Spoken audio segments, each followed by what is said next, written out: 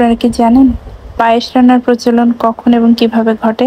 পায়েস 2000 বছর আগে উড়িষ্যার পুরীর জগন্নাথ মন্দিরে রোজাশালা বা রান্নাঘরে তৈরি হয়েছিল বলে মনে করা হয়।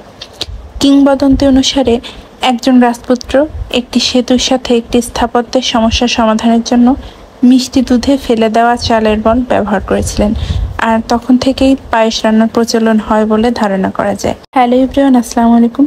আজকে আপনাদের সাথে শেয়ার করছি পায়েসের একটি দুর্দান্ত রেসিপি। আসলে আমার বাসায় যেভাবে রান্না করি সচরাচর সেটাই আপনাদের সাথে শেয়ার করছি। পায়েস আসলে অনেকভাবেই রান্না করা যায়, তবে আজকে একটা পদ্ধতি আপনাদের সাথে শেয়ার করছি।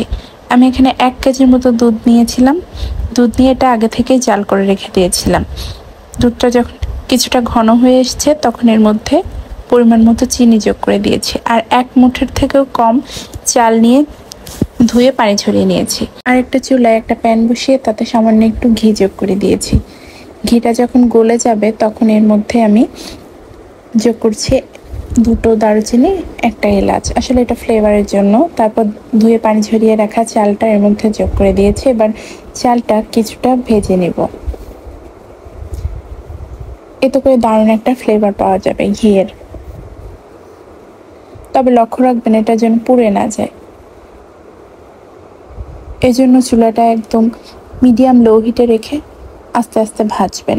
অন্য চুলায় দুধ এবং চিনির মিশ্রণটা রেডি করে নিয়েছি। আগে থেকে চিনিটা গলিয়ে নিয়েছি, যার কারণে এটা আর পানি পানি হবে না, ভালো লাগবে খেতে। আর চালটা ভেজে নিয়ে আমি এই দুধের মধ্যে যোগ করে দিয়েছি। এর মধ্যে আমি কিছুটা গুঁড়া দুধও যোগ করে দিয়েছি। আপনারা চাইলে এর মধ্যে কনডেন্স মিল্কও দিতে পারেন, সেক্ষেত্রে আর চিনি দেওয়ার দরকার হবে না। আর আমি যে এলাচ এবং দারুচিনি ব্যবহার করেছিলাম ওটা উঠিয়ে নিচ্ছি, কারণ এটা মুখে পড়লে খেতে ভালো লাগে না, খারাপ লাগে, এই কারণে উঠিয়ে নিচ্ছি। চুলাটা মিডিয়াম লো হিটে রেখেছি, এতে করে চালটা ভালো মতো ফুটে যাবে।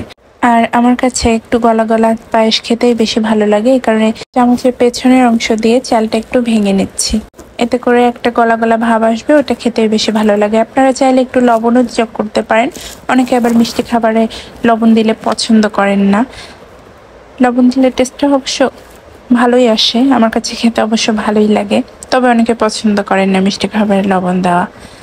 দেখুন এটা কিন্তু একদম ঘন হয়ে এসছে, চালটাও ফুটে গেছে, একটা রেডিশ ক্রিমি ভাব চলে এসছে, কিন্তু চালটা একদম সম্পূর্ণ ফুটে মিশে গেছে। এবার আমি চুলাটা বন্ধ করে পরিবেশনের জন্য তুলে নিচ্ছি।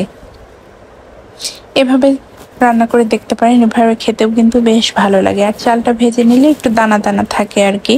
চালটা না ভেজেও রান্না করা যায়, কিন্তু সেক্ষেত্রে আরো বেশি ক্রিমি ভাব আসে, এভাবে দানা দানা থাকে না। এরপর উপর দিয়ে কিছু কাজু এবং কিশমিশ ছড়িয়ে দিচ্ছি। খুব সহজেই কিন্তু আপনারা এভাবে তৈরি করে সবাইকে খুশি করে দিতে পারেন অনায়াসেই। অন্য কোনো দিন অন্য কোনো ভিডিওতে অন্যভাবে কিভাবে পায়েস রান্না করি সেটাও আপনাদের সাথে শেয়ার করব। আর আমার পায়েসের রেসিপিটা কেমন লাগলো জানাতে ভুলবেন না।